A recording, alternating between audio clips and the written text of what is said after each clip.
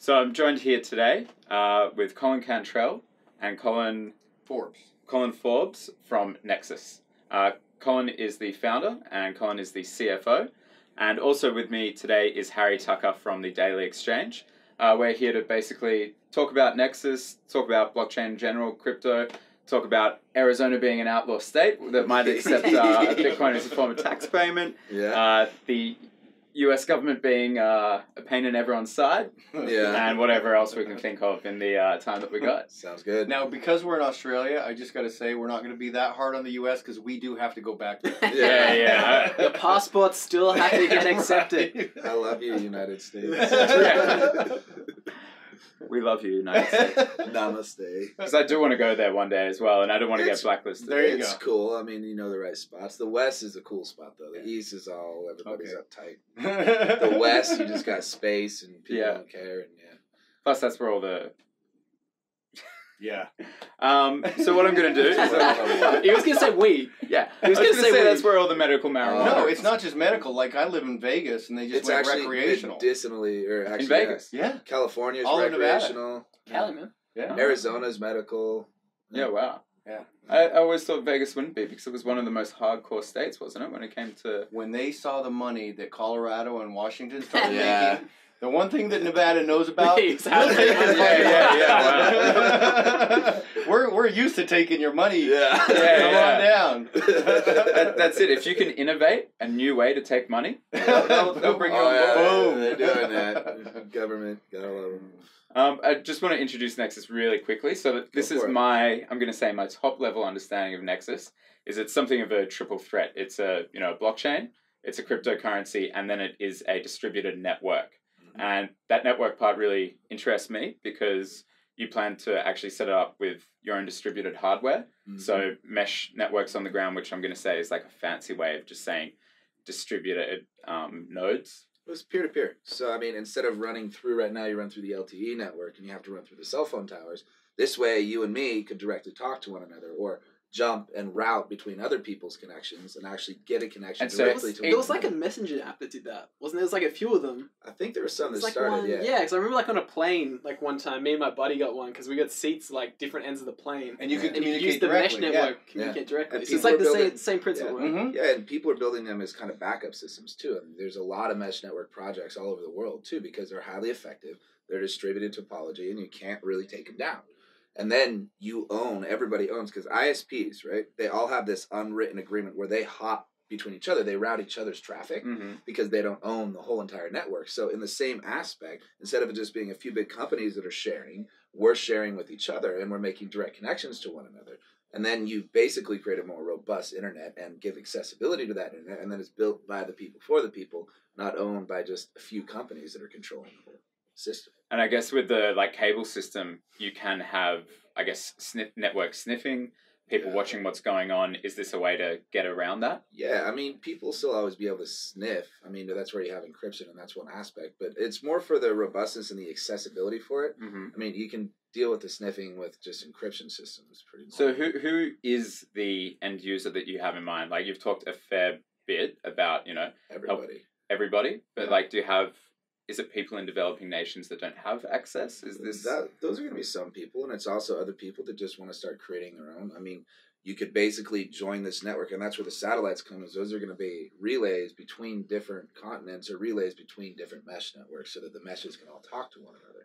And we don't rely on cable. So, I mean, it's really for everybody. It'd be good. There's about 5 billion people in the world that don't have access to the internet, and therefore crypto.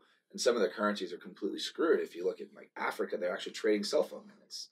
Because their currencies are so hyperinflated, they don't have access to these networks. So, yeah, I mean, I'd say it's going to be good for developing nations, but it's also going to be good for just our future as we get, because peer-to-peer technology allows us to bypass the intermediaries and just communicate freely, because I think that's kind of a God-given right to all of us, is our ability to freely speak and flow information between each other. And sometimes there's always a guy there that's filtering things or slowing things down. We're saying, oh, yeah, I own this, now these are my rules and my game. And, I mean, I think people they deserve to have that connection. And look at what the internet's already done with 2 billion people. I mean, it's brought so many things out, and it's allowed information to travel freely with us. But, there's certain censorship, like the Great Firewall of China, where they literally filter all packets coming in and out. And I mean, there's a lot of countries that like to suppress those types of things, and I think this will just make a more free and open internet. So what we're really looking at is like the next phase of the internet. I don't want to say internet 3.0 because I feel like that's already... Yeah, but it sounds like it's a bit more than that. You know, censorship free. So I'm going to say, is it NSA proof? I mean, that just depends on your cryptography. Yeah. I mean, the NSA is, using the whole telecommunication system. So this way, I mean, I could pull out my cell phone and I can make a direct connection with you, and then there's nobody that can be sniffing. You can have it all run encrypted over wire or run it over LISP, which is a protocol we're using, location identity separation protocol. And you can just roam between any different network and then make it ad hoc right there. So nobody would be able to sit there and man in the middle of it. And then you have encryption on top of that, which makes it even more secure. But to your point, and specifically, if you talk about this is one of the things that we're excited about Nexus, is the intention that Colin took it and right out of the gate is Bitcoin's here. What kind of technology are you going to need in 5-10 years when AI kicks in and quantum computers come on? Yeah, quantum is that hash, is that going to withstand that? And so just talk a little bit about what you've created Nexus and the contrast between most blockchains and our quantum resistance. It's very forward thinking. I mean, I was talking about quantum computers in 2014. That's where you get to the NSA thing.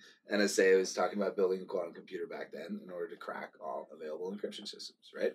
About 1,792 qubits will break a Bitcoin key. And a lot of people, when you just qubits being the measure of computing strength? No, the number of qubits. It's a quantum bit. So okay. What makes quantum computers interesting is they actually have this qubit in a state of superposition, so you can have a 0 and a 1 at the same time. Mm-hmm. But then you create entanglement between them, and then all of the entangled photons, or they usually use photons or electrons, all the entangled photons actually will mix and they'll change with one another, and then you actually get a lot of passive calculation just from one calculation. And so there's an algorithm called Shor's algorithm that allows them to do that. So 1,792 qubits will break the key in n squared. That's the time that it'll take to crack it. N squared. Now it should be 2 to the 256, or actually 128, because it's 256-bit key space is 128-bit secure. So it's breaking it from exponential time into polynomial time. And that's very, very, very, very bad. You want exponential time for cryptography, but you want lower, faster run times, like order of 1 generally for complex algorithms, like let's say a sorting algorithm. You want it to be fast on that side, but cryptography, it gains a strength because it resists you brute forcing, because there's nothing that's secure. It's all just resistant to attack. So you need a larger and larger key space in order to handle that. And that makes it more and more improbable that somebody will be able to crack it within the foreseeable next billion years. And that's where you get security. So that is going to decimate a lot of things, especially since there's a lot of people that, have one specific Bitcoin address. Now, they are resistant to a certain aspect with pay to public key hash or pay to script hash, right? Because you're obfuscating that. That requires Grover's algorithm, which basically breaks it by a factor of 2. So a 256-bit key space or 256-bit hash will about 128-bit security on a quantum computer. But you reverse that, you get the public key, then it's n squared to get the private key. Hold on. In English, please. Please. So what's how long, with these quantum computers, how long would it take someone to crack into a Bitcoin wallet? It depends on how many iterations and how many cycles, but not long. I mean, are we talking days, months, years? It's a runtime, so it depends on the clock speed of the quantum computer. Okay. That's the number of iterations that it'll need to run. Pick a number. If you're the NSA and this guy is your most wanted... It's probably going to be a matter of minutes. I guess. But that requires the quantum computer to be at a certain level. Yeah. And there's... The Google D-Waves are 2,000 qubits. The point, there you go. The point being is that if we are going to be using Bitcoin as a long-term store of wealth, we liken it to digital gold because, there's a finite supply. Yeah. That is all well and good until we enter this phase of quantum computing. Yeah. And then my private keys, which are what I use to secure my Bitcoin, are effectively useless. And in turn, that makes Bitcoin effectively useless. And if we think, if we look back, 20 years ago, and we think about the power of the personal computer back then compared to what it is now. Right. What do you think is the time gap between now and when is the equivalent of what we see as a quantum computer now that anyone can buy for 5 to 10? Well, I mean, there's no universal quantum computers, but Shor's algorithm. But you know what I mean? Yeah. 5 to 10 years. Yeah. So Bitcoin, security-wise, at its current level, 5 to 10 years. Yeah. Well, and they're just going to have to find a way public confidence to secure it. Better, and they're already thinking about. They're just like, we'll get to that when we get to that. Right. Yeah, but the problem is that there's a lot of keys that are still vulnerable even after you upgrade, and having a massive network-wide upgrade is not going to go by well. Is it like the equivalent of like having, not patching your Windows, for example, and having that as the Windows. you know what I mean, like, and having that exploit that introduces new security flaws. I mean like one computer hasn't been patched, and you get into that computer and infiltrate. Well, I mean, Windows doesn't ask you anymore; it just hits you with it. I think it's going to destroy a lot of public confidence. That's my theory behind it, and that's where I'm seeing it be the biggest problem. Bitcoin's value is based on people's confidence in its value. Yeah, that's why it's valued. That's how all markets work. It's actually backed by the electricity to create it, obviously to print the new Bitcoin. But if public confidence, loses or falls away because quantum computers start breaking keys, it's going to be a big problem. That's I guess a good question for me to ask is, what is the purpose of the Nexus cryptocurrency?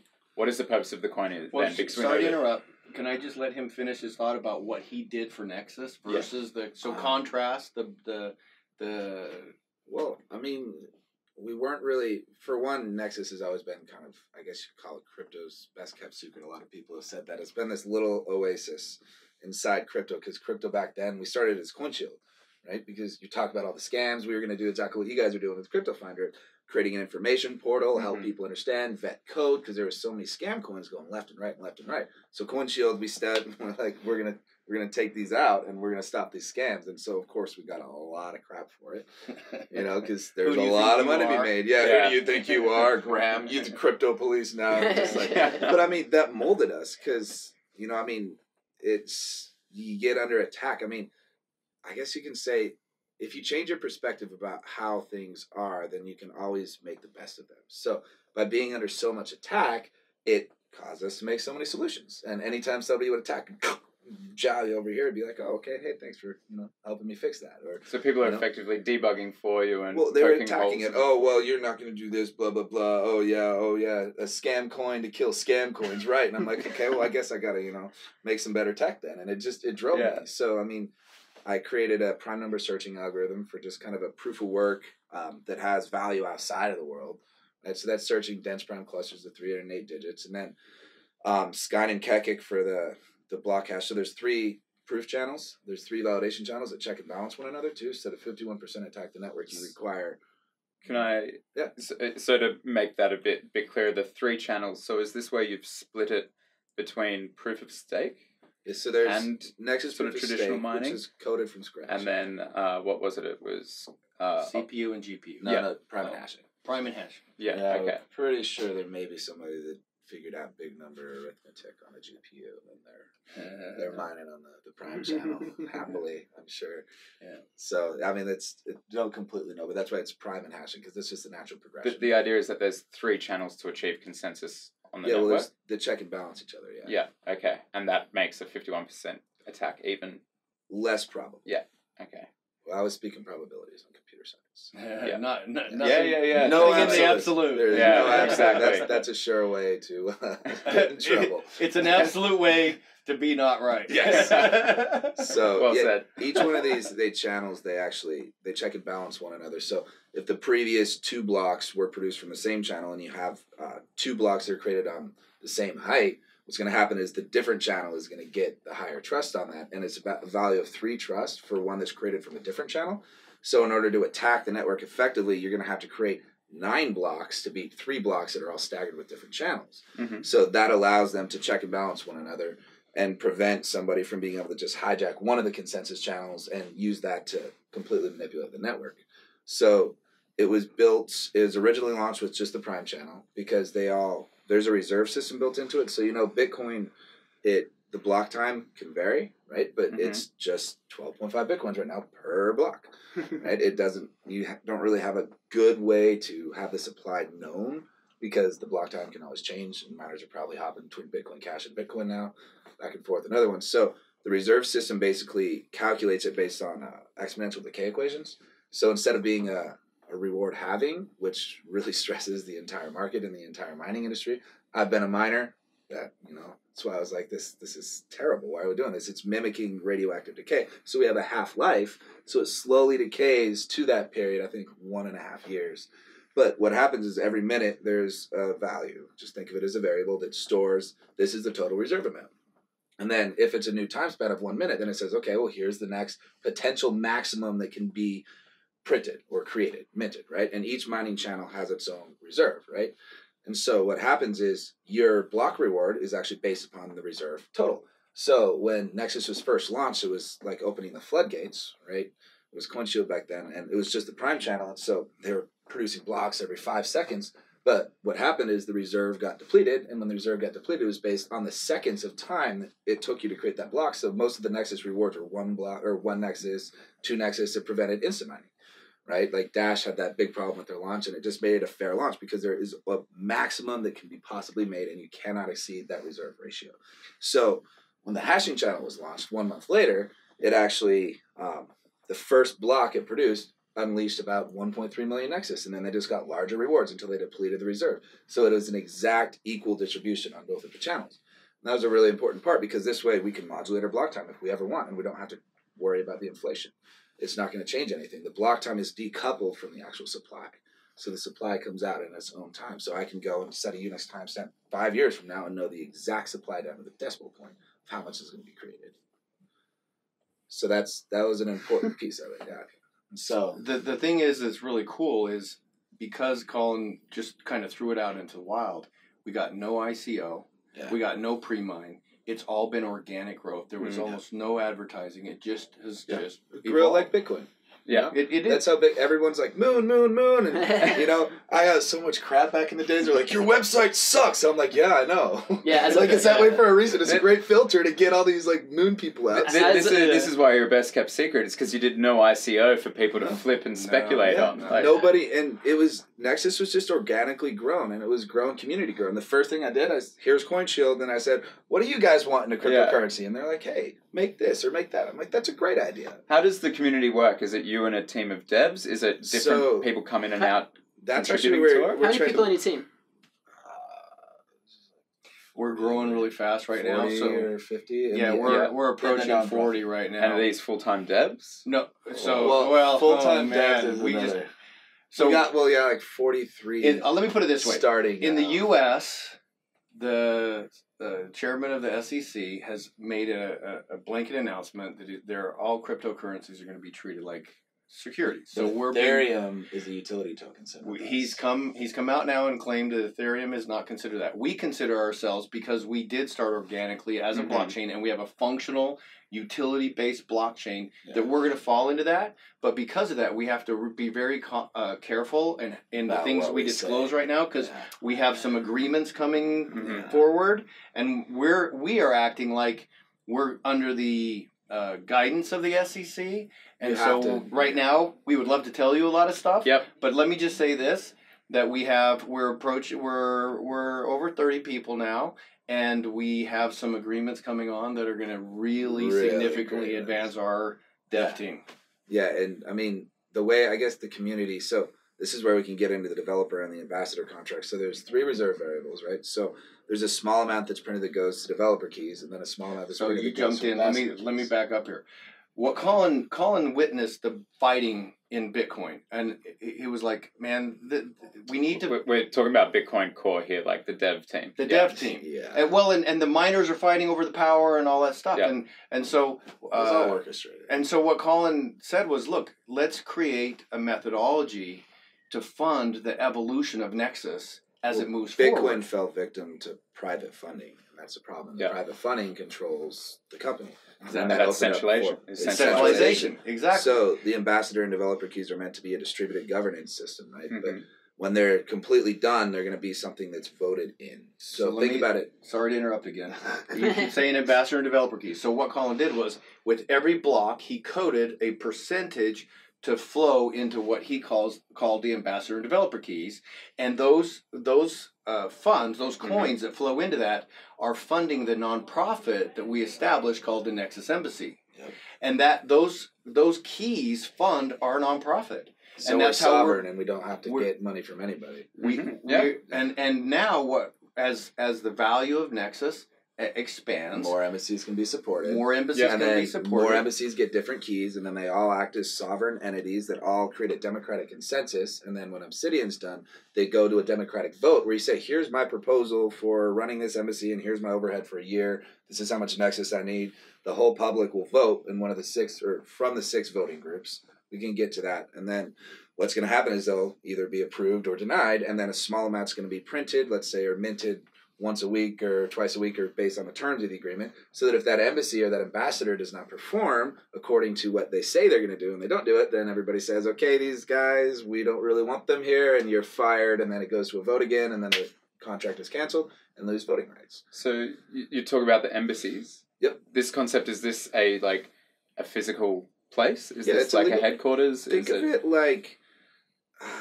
it's like you go into a place and you step out of the old world into the new, right? Because we're entering into a completely new wave of societal evolution, and the old ways of governments and all that, that's dying. It's just the powers that were, if you want to call them that. That's what I call them. It's just, they're done, right? We're moving into this new age. So these are designed to be kind of templates for one right now. That's what we're doing with this model, creating horizontal systems, right? Which basically means instead of it being hierarchical, it's network-based, it's peer-to-peer.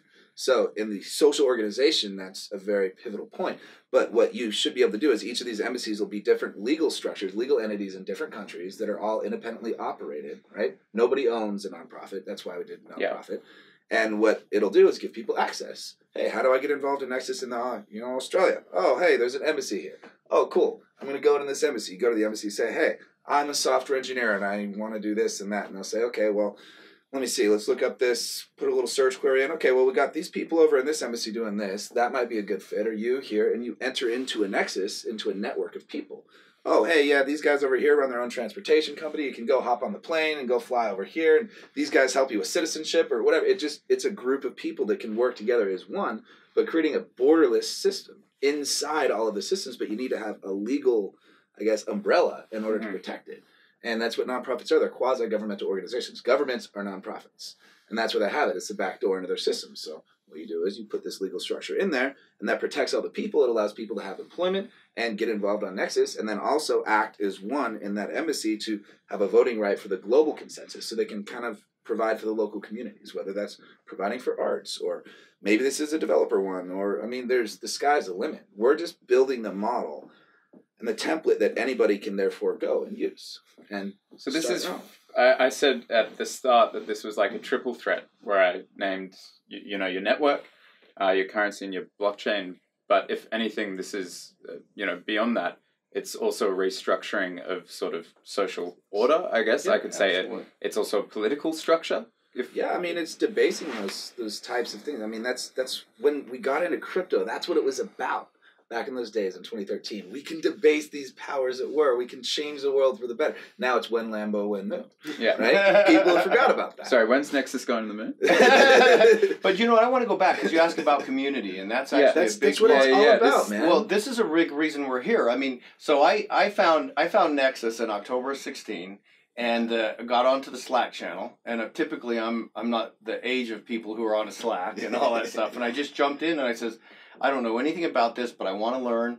And people just jumped in. I was the 186th person on the Slack channel, and I can remember when I found Nexus, I was like, oh, this is awesome. And then I got into Slack, I was like, in the whole world, there's 186 people. Yeah, we were pretty small back then. But now a big part of the reason we're here is because there's like 5 or 6,000 on the Slack channel now. But there's like 100 Aussies that are coming to the meetup. Yeah, we have 100 Aussies that are flying in from all over to meet up with us here in Sydney and hang out. Yeah. And what's weird is, so we had the Nexus conference in Aspen, Colorado last year. That was great. And so you get on with, and I'm sure you guys know, you get into communities and you get to know people and stuff, but it's so weird to have spent so much time reading what other people are writing and you don't really know them. And then when you actually meet them face to face, it's like, you're really one ugly mother, But I love you, It's a big family, man. It is. Yeah. So we were talking today. The names on Slack, the handles on Slack, that we know them, but we're about to meet them for the first time tonight. It's cool, man. It's really cool. That's really exciting stuff for you guys. Shout out to you, Merc. I'm looking forward to meeting you. Mercury. So are there any really prolific ones here? Oh yeah, God. Yeah. Merck's been around since pre-launch. Mercury Miner was Since one of the 2014. Mercury Miner. Hello, Mercury Miner. Yeah. Right? And shout out to Nustaman and Mike Casey. Oh, yeah, Nustaman, we're hanging with him last night. He was a damn chef. Yeah. South of here, like 4-hour drive at a rural place, and he started getting into crypto. He's doing well. He's doing well. He's not be a chef. No, he's not a chef anymore. Yeah. If he's cooking, it's for himself. Yeah, wow. It's just so cool when you meet these guys. This guy, Mike Casey. Seeing people's lives change too. I mean, it's dude, crazy. all of us. We've all been changing. And the thing that's been so cool is to find a community of people who, when you start to wrap your brain around the fact that, if we really do just help look out for each other, if we have each other's backs and we educate ourselves about the systems the way they work now, and then imagine the ways that we want them to work, you can do it now because technology is moving us forward. I got to say one thing too on the aspect of community, right? For all of those logical thinkers that need logic. Metcalfe's law. It's the value of a telecommunication system is based on the square of the participants, and they've mathematically verified this. So, in other words, people coming together exponentially create, right? So now in crypto, it's hyper competitive, the most competitive space ever, and everyone's like, competition drives innovation. Yeah, right. That's 4, 16 versus 4, 16, 16 and 16 button heads. What about 8? Oh, that's 64. Wait, that's more. Wow, that's twice as much capacity they have if they cooperate, and that's what we're trying to. I mean, look at the world, man. The world needs to come together. We need all people need is a common purpose to look and say, let's make this change because we're living in a world that we don't prefer. All of us, but all of us are separated from one another and divided. And then, I have this idea and I believe I'm better. And it's like, no, man. Like we come together, we change the world. It's just the simple fact. It's the way it's always been. And now we can build our own economy. We can build our own technology. We can build everything onto this and build these new systems and make governments redundant. I mean, there's more and more and more and more capability of all these things to be happening. The more and more people just come together and say, let's do this. Mathematical trust is the single most important evolutionary step, I believe, and it's the power of blockchain. Because I meet you, you seem like a good guy, but can I trust you? Whatever. 1 + 1 = 2, man. Mathematical trust in the blockchain gives us the power to say, okay, eliminate the third-party intermediaries. Yeah. Have you guys met Jamie Skiller yet? Horizon State? No, I don't think so. So they're a blockchain company from Melbourne. Okay. They're getting quite big here now, but there's essentially like a democracy token. They've got some really good deals already, like doing some stuff in Indonesia, in Europe, and like with a few there. And the idea is that to essentially, be that like the government side of it, where giving this platform where people can democratically and you vote for things that can't be manipulated and make decisions as a whole. And this is this platform for that, where you don't need. Well, what we're into, like the idea of what government is, like what we elect officials and then to represent how we feel on issues and debate. And the idea of this is that you can. Literally just. Actually, my political wet dream, I just realized it's a socialist technocracy. It's by the people, and it's governed by the people, but then it is authorized by technology, so it takes away that system of trust, like you said. It's validated by that. It doesn't have the threat of electing a single human fallible position of trust. Who can be manipulated. Influenced by, which is really where democracy falls short. Like that. That's it. Like at the moment, you kind of vote for one dictator every 3 years. It's democratized dictatorship. Whereas with this, you can actually hold people accountable to what they have committed themselves to. You've got it on a public ledger as well, so they can't try and backtrack. And the smart contract shows there. Exactly. Are you working? And if you're not, you're out. You're out. Oh, right? Bring it. And that's what. Before I was in crypto, I was very into my political economy, this sort of stuff. So for me, this is really I've struck gold. But this is the great thing about blockchain, and so many people. I say to people, if you think blockchain is just about cryptocurrency, you might as well think that the internet's just about email. Yeah. Or porn. And porn. Yeah. But it's not. It's so much more, man. And it's just finding those people who are willing to have a big idea and then follow it up. Go for it. Yeah. Go for it, man. Yeah. What are you going to lose? How did you get to this point? What was it that you were doing beforehand that like gave you these big dreams? Like, oh yeah, that goes way back. I was working on alternative energy systems before crypto.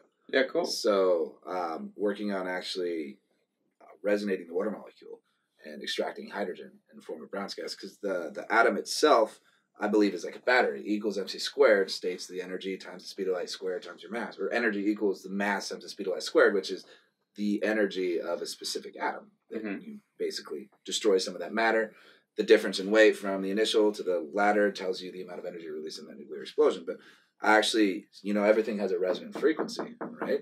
Where's that energy coming from? It has to be coming from the matter, because if you resonate, if I put a resonator right here on this glass and I found its resonant frequency, it would probably shatter the glass, right? So same thing with water, but using an electrostatic field. It was based on some of Nikola Tesla's research, actually figuring out that voltage can do work. And he started figuring out this new type of energies because there's explosive and implosive energy. So the current or the flowing of electrons is what we generally use, but you can actually create an electrostatic field and then resonate and extract really large amounts of energy out of it. And so essentially people have done it way before me. I was just piggybacking on some of the research to figure it out. But, you strike gold if you can figure that out and get the hydrogen out of the water at a low cost. And then you burn it in cars, burn it in houses. That's all the cars, fuel cells. at the moment, all the car manufacturers are hardcore on it. Yeah. Oh, See, like Toyota, they've got with the Miura, the Hyundai's got the something cell. Hydrogen cells. But the hydrogen, See, but they want hydrogen gas stations. and they want it cheap though, because you see, so a few of my friends are motoring journalists, and they show me their Bowsers of when they went to one of the stations to fill up a Toyota Miura. And it was more expensive for them to fill up with the hydrogen than was petrol. And until you say it comes cheap and you get that down. Yeah, because they store it cryogenically, and then there's the fear of, this is explosive. Yeah. Well, what if you store it as water? And then just break it down right at the last minute. You break it down right when you need it. There's a lot of interesting research about it. Stanley Meyer is one, if you want to look it up. There's a lot of people that have actually replicated these experiments. I think there's a lot of merit there. I think there's energy sources that exist that we aren't completely aware of. And I think maybe water, as it evaporates and goes through the water cycle, it actually gets bombarded with photons and it may charge up the atom itself.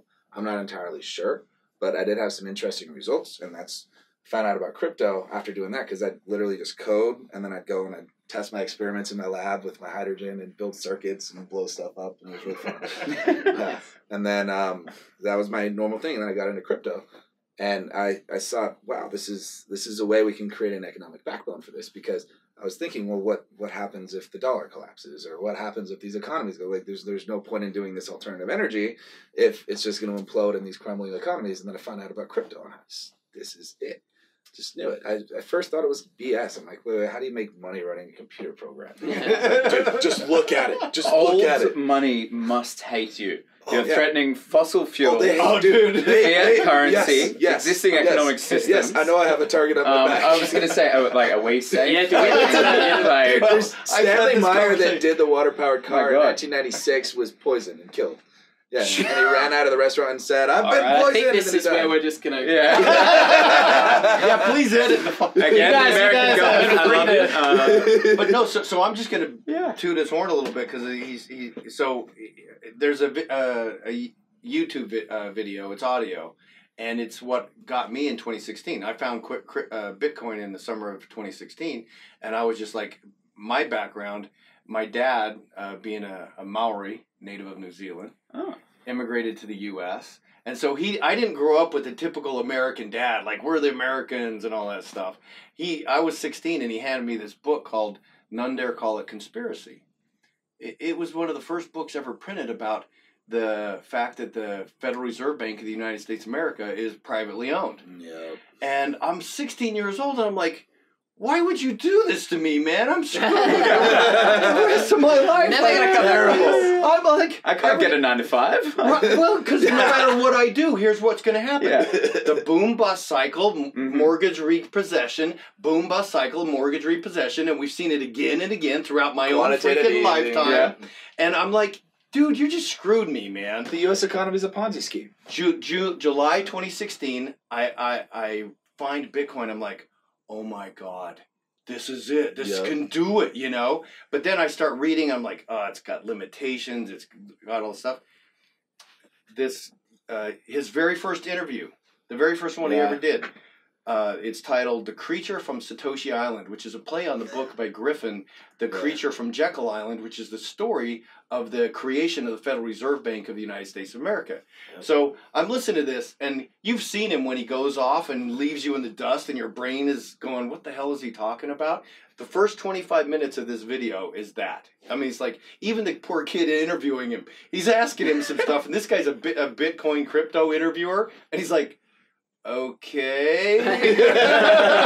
So I didn't feel that bad. But at the last minute, he says, well, you know, why do you... Oh, he says... So Colin basically in 2013, once he found it, he was like, he just shut himself into a room and said, these are the challenges that I see that are coming. And so you still wouldn't say how many... The security that he built in, the quantum resistance that he built in, the scalability, all these things. He shut himself in a room, coded for who knows how long, and then released it out into the wild. And this guy says, you're young. You're like 24, 25. Why would you do that? Why wouldn't you out just partying? Why would you just shut yourself in a room? And I could tell it gave him pause. And he just says, I guess I just wanted to make humanity better. Huh, that was the only reason I could find. There's like, no glory in it. Damn. I want to make humanity better. Yeah. And at the time, man, I had hair down to my butt. I'd started a business in Australia. Oh, that's when right. I started Nexus, my hair was down here. I started a business in Australia in 2011. I hate Australian town councils. Now we have to look out not only for the 2 years. When I go back to Bundanoon, we're out of Wagga Wagga. Please. 2 years, $800,000 later, and all my money, and I ended up back in the U.S. and bankrupt, you know. And I'm like, Jesus, I'm in my mid-50s. I'm an old CPA from Ernst & Young. What am I going to do? Well, I find this kid, and I'm like, I'm going to do this. So I got onto the Slack channel, started mined the hell out of Nexus, man. Got myself a big old bag. He and I called up one night on the phone, like 3 months later, talked for 2 or 3 hours, and then here it is a year and a half later, and I'm freaking working with Nexus, and our goal is to literally create hope, because that's what happened to me. Yeah. I heard that, and I was like, Jesus, man, I could get behind some hope. I had lost a lot. Humanity needs that now, man. Humanity needs hope. We need that. And when you show up in authenticity and say mathematical, immutable trust, you don't have to believe me. You don't have to believe me. You don't have to believe him. Yeah. You can do the math, and you can have smarter people than us do the math and say, well, shit, yeah, it makes sense. Yeah. It makes sense. And then at that point, you start to get excited, man. You're like, oh my God. Let's change the world. Let's change the world, man. Yeah. So what's it going to look like for the end user? Like, when, let's say you got the network built, you've got CubeSats up and running, you got the mesh network, I come home, end of the day, and I go to use Nexus. What's my user experience? It's probably just going to be pushing a bunch of buttons. So here, let me answer that, because literally what Colin has created and how I've heard him say it is he's trying to get our blockchain as close to the wire as possible. Meaning, if you can make the data flow through the blockchain at the same rate of speed that the electricity flows through the wires, you've accomplished what a true blockchain should do. But I'm saying, what am I doing on it? What am I using it for? You build the layer 2, the layer 3 on top of that. Well, so there's going to be we've already got a lot of businesses that we're kind of forming. So it depends on what aspect you're talking about. I mean, if you're a business owner, right? Am I using it as a financial network? Am I sending it as a financial funds instrument, and you're going to be able to do... using dApps? Am I playing a game on it? Let's say talking to my brother in Germany to a song. You're using Nexus. Let's say you have a keyless entry. You're maybe using Nexus. You're registering your vehicle. Let's say you're registering your vehicle. You're using Nexus. Let's say you're driving down the road and looking for an Uber. You're using Nexus. So it's a network as similar in this use case, I'm saying, to what we know the internet as now. It's the difference being now it's decentralized data. Shared, distributed public ledger that anybody can build on. And so... I mean, if we're talking about from a developer experience, it's not going to have this overbloated, over-complex language like Solidity. It's going to be API-based. Yeah. You basically just run an API call, and then businesses are going to standardize different parts of the protocol. So businesses right now are disconnected from all of the blockchains. I mean, what happens is these people get at the top and they get this God complex and say, we solved all these problems and you're just going to have to deal with it because we're the only ones that know how to do it. Blah. And some businesses, they get frustrated because they change the protocol on them or they do these things. But we're creating a collection of businesses that can work together and standardize these things. And so there's every different type of industry that you can possibly even think of. I mean, private medical records. You're going to have voting. You're going to have titles and deeds. You're going to have all these different aspects. Think of useful ways that you can use a distributed ledger, and that's what Nexus is going to be doing. But a blockchain won't do that. A blockchain is a glorified linked list in computer science terms. So think of it as a single dimensional chaining structure, and it can only handle so much water. What Nexus is it's a multidimensional chain, right? Using, I guess you call it checks and balancing systems with 3 levels of locking, which give you a level of probability of that transaction being confirmed. So it'll start and it'll get into an L1 lock, which will be deterministically generated. And that, think of those as parallel state channels, right? Parallel state shards. So what's going to happen is you're going to hit an IP multicast link, you're going to broadcast your transaction in there. And then within 3 to 5 seconds, the L1 validators are going to put it into a nice little bucket, and then they're going to pass that hash off to the L2 validators, which are going to be waiting with stake. And they're going to be checking, making sure there's no lock conflicts between those. That'll come in about 20 seconds. And then by the time you get to a minute, all of these are going to form a grid. Then you're going to have the miners that come through and they act like a distributed mining pool. And they're submitting shares on top of that and check summing data that's already been created so that that ledger can expand and it can be fluid. It doesn't have a block size. You have a block time, which is going to be every minute because since you have it as a lock on data that's previously existing, you don't have to just broadcast it and hope that it hits at whatever random time you get it at. So then if we go dive deep into, well, what is me? You're going to have a signature chain. So you're never going to use the same key twice. You're going to chain all of your keys. So think of that like the only remnants of a blockchain structure.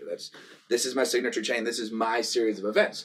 I publish a specific signing key, or I create a receive contract that makes me, have to sign it if somebody else comes in and there's my bank account and I can receive currency, or I own this copyright. I've created this. I publish the metadata on there, and then I create another contract associated with it for licensing. If people want to use it, they send it to this receive account. It disperses the funds to me. I prove that I own it. If I want to sell that, I transfer the ownership of that data, and you chain that data along your signature chain. And then you also allow third-party oracles to start developing more complex trust equations based on your series of events. On the network, it's going to know your validation trust because, hey, I'm working over here. I signed off on this transaction. It was good. Cool. That means I'm going to get a little bit more time credit so that you build time as a security model, which is what it should be anyway. I mean, that's what cryptography is, just saying time and computing power, but using just time, allowing it creates a more egalitarian look. So your signature chain is your identity. You own your identity. Now, you deterministically generate all of your keys with specific input data. That could be username, password, or PIN number. Just be like opening the app, or you can use biometrics, face IDs, any sort of data that you can have associated with you that allows you to unlock your signature chain. And from your signature chain, you can append new data to it, or you can be a developer and you can have a smart register and you can record states of different data that you want, or you can issue a vote, or you can go and you can sign off on somebody else's to say, yeah, I know this guy and I verified them, or the sky's the limit. Yeah, I mean, so my signature chain is everything that I've done so far. On this blockchain, it was the health insurance that I just purchased. It was when the health insurer paid out to me that one time. Your car insurance. It was the car that I bought, your all those things. And it's immutably in the ledger, and now you actually begin to own your identity. Yep. Mm. No longer does some external entity tell you this is your identity. You get to own it, and you get to control it. And because it's not centralized, and because of the cryptography, nobody can mess with it. Yep. You own it. Is anyone using Nexus at this point in terms of businesses adopting the technology and bringing it on board? Well, we're actually building out the updates to make it a multidimensional chain from a single dimensional chain, right? But one of the reasons that we've withheld in getting to this point is to make sure that we mature the architecture, and also to get businesses on board and make sure that we build it around the specs that they need it to be. So we have a large collection of businesses. I can't really say any numbers right now. And you can't say names. Yeah, I can't say any names. But so here's what I will say. But, I mean, that's part of what the Nexus conferences are going to be. So, I mean, I'd say sometime this year you're going to start seeing a lot more uses. Right now it's a cryptocurrency, and you can mine it and you can stake it and all those different things. But you're going to start to see a lot of businesses be able to build and actually hand in hand form working groups around different aspects of the protocol so that people can come together and say, well, we need to standardize this specific API call for, let's say financial services, and let's standardize these healthcare API calls and all these. And then that's going to run through the underlayer stack machine, or it's not going to be a stack, it's a register machine. But that's going to basically be, so you're going to have lower level coders here, and then you're going to hit the ledger level down here, so that as a business, it'll be as simple as just, here's an API call, submit this, pull that. And so there's really no limit to the types of businesses we're talking about as well. So here's what I would like. So just a couple weeks ago, we were in New York for the Ernst & Young blockchain event, and talking to the EY dev coders, they've got layer 2 solutions already building for all kinds of stuff. But their problem is when they attempt to attach or connect to blockchain, if the blockchain doesn't have a real customer service energy to it, they can just change the protocols overnight. They do that all the time. And so here's these guys that are building these layer 2 solutions, and the protocols change, and they have to go back in and recode. The difference is, the thing that I'm excited about us is, because our intention is to ultimately serve, our goal is to say, tell us how we can standardize this. How can we help you? How can we help and you? And then having them form kind of a democratic consensus model around the protocol changes, instead of just being, oh yeah, we're the devs up here and we make all the decisions. So it's not a top-down approach. It's very much community, bottom up. Yeah, absolutely. And integrate all of these businesses. And I mean, it's going to be a very powerful combination. Sorry, go on. Well, I was going to say it's going to be a very powerful combination because businesses and communities are completely isolated from development on all cryptocurrencies. Development just sits on some ivory tower. And I mean, because developers are God in crypto. That's kind of how it goes. But, this way we want to connect. I mean, that's what Nexus means, a connection between more things. We want to connect with everybody. The community having input, having a community built, having the businesses, everybody there standardized, because that's how the internet works. The IETF does that, the Internet Engineering Task Force, and they have working groups. And somebody proposes a change. They create the protocol, and then they all attack it, and they question it, and then they move forward or not based on a consensus. And that's the same type of model that we're going to be building at our Nexus conferences. They're going to be a time where all people come together and figure out what we're going to do with Nexus for the next year and how we want to expand it and limitations we've had. So what is happening for Nexus? Let's say this next 6 months. Like, what are the next steps for you guys? Well, so before we answer that, what I'd like to say is that the Nexus conference, we would be remiss because if we didn't talk about the first original Nexus conference occurred in Aspen, Colorado. We had 60 speakers, some of the top names in all of crypto. Peter Schiff. We had Peter Schiff and Max Kaiser debate. It was awesome. But we've just signed the contract for our next conference with our location in Scottsdale, Arizona. The Outlaw State.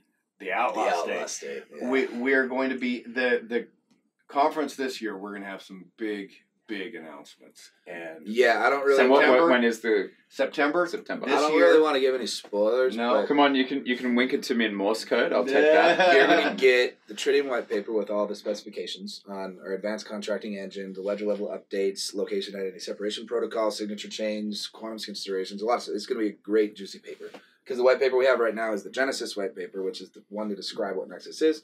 You're going to see the Tritium one. You're going to see a lot of really new, fun, shiny things coming out of the dev lab. You're going to see some big names. You're going to see a lot of big names connected with Nexus. The BD team, the business development team's been exploding. You're going to see, hopefully, more embassies popping up all over. Sydney? That's one of the goals. You got a lot of people here. Well, I'm going to go get some volunteers at the meetup. Yeah. We already have a couple really strong guys who chef. The chef.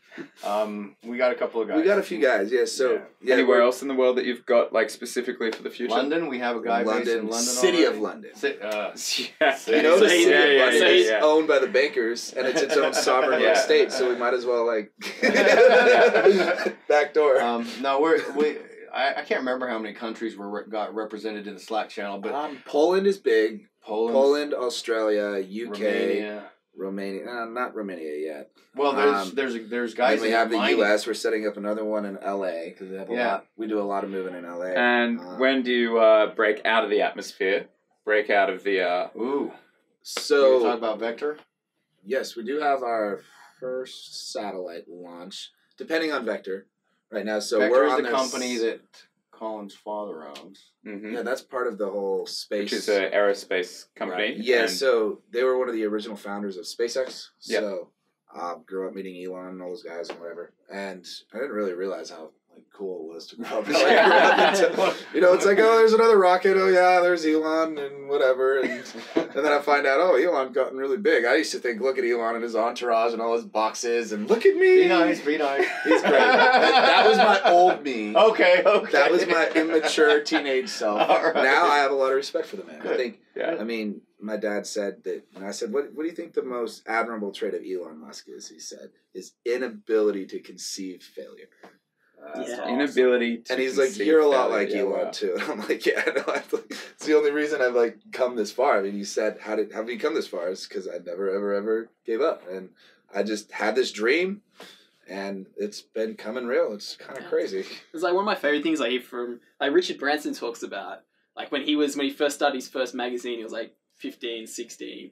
And people ask him, what, you got these interviews Rolling Stones at that time. What even gave you the balls to even go and ask to interview those guys? I was 15. And the idea of failure had never even conceived to me. It's only a matter of time. That's what I say. There is no if, only when. But that's a gift that a lot of people don't have, and that's that hope, that belief. I mean, but you got to demonstrate it, and then be like, "Hey, everybody, you can do this too. Do you want to make your dreams come true? Let's do it." Yeah. Then you start getting a bunch of people all over the world drinking the Kool-Aid, and then we hang out with guys. So anyway, rockets. So Vector Space Systems, they are going to the nanosat industry. So they built small rockets, right, instead of big rockets, because they wanted to have a high launch capacity, and so they're shooting for about 100 launches a year. And the Cube satellites are becoming increasingly, they're built very quickly, and the launch is very, very slow. So they're filling in a really unique space. They're also developing galactic sky. How small is a CubeSat?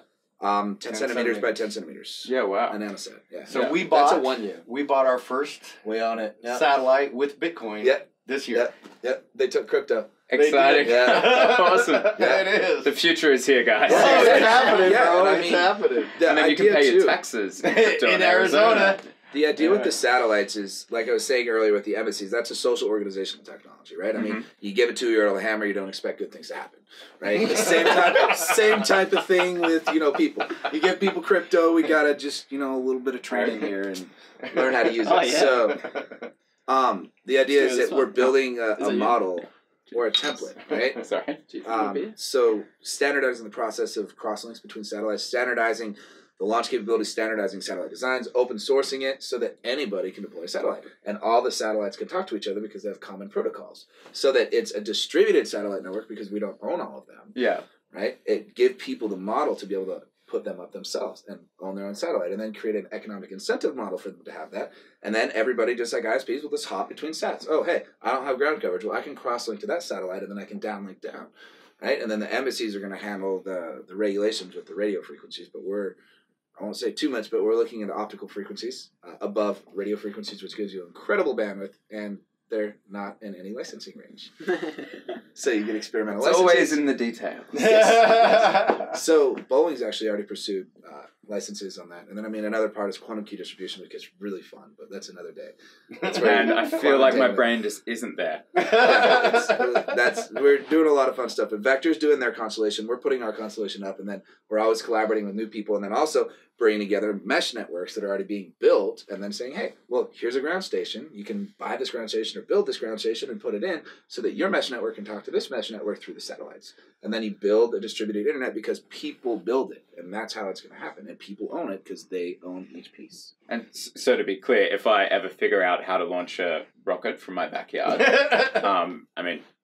people have done it. I can set up my own CubeSat. You just do it through Vector. I can connect to the network. You can pay for rocket launches in Nexus with Vector. They're accepting. How much is a rocket launch? Yeah, what are we looking at here?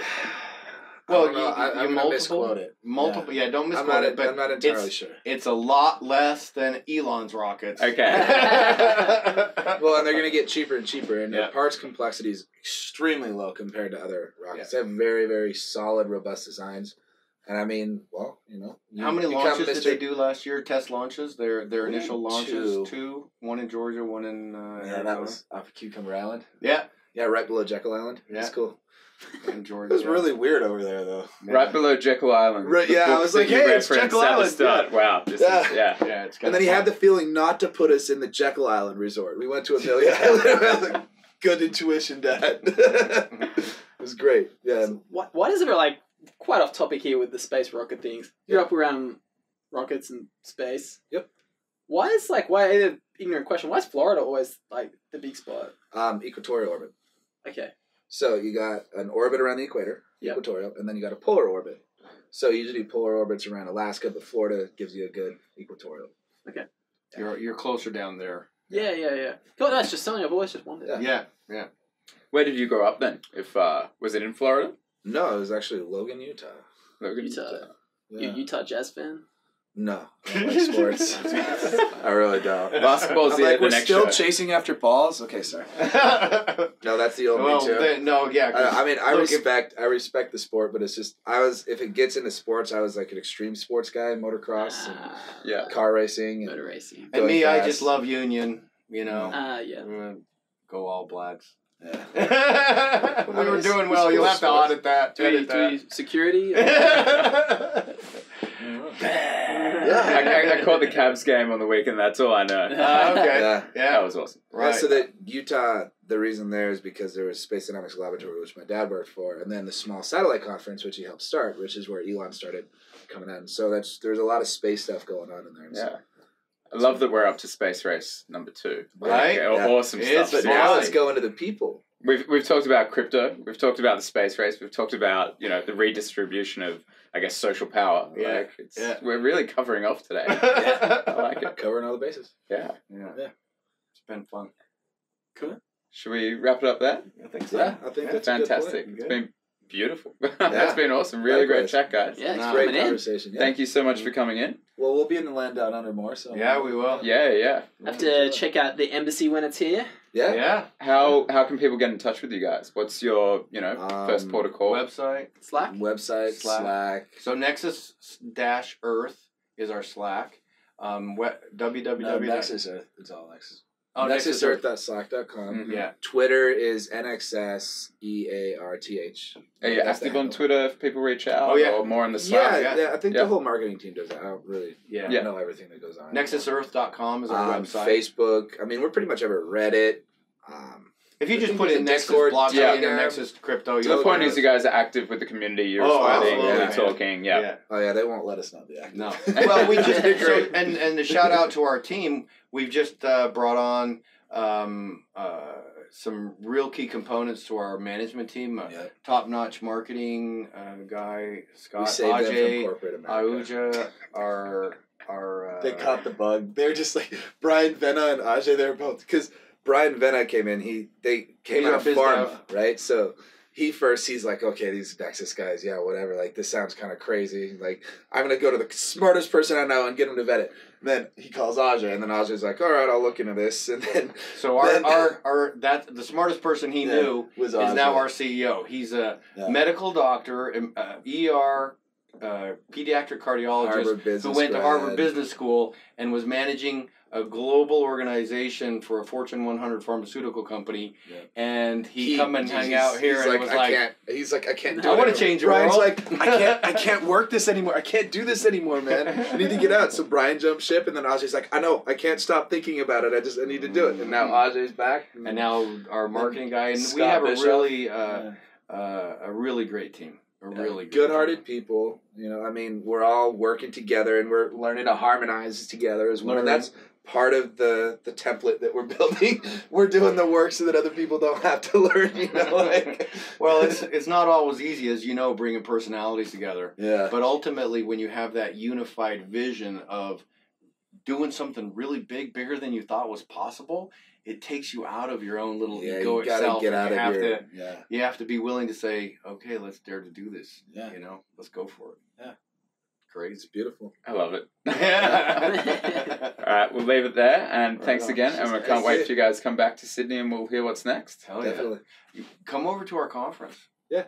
You guys will like it. It's going to be good. It's going to be awesome. Yeah. Plus, it's fun. Come out west. Exactly. Come out west. Arizona. Yeah. All right. Cheers, guys. Well, cheers. There we go.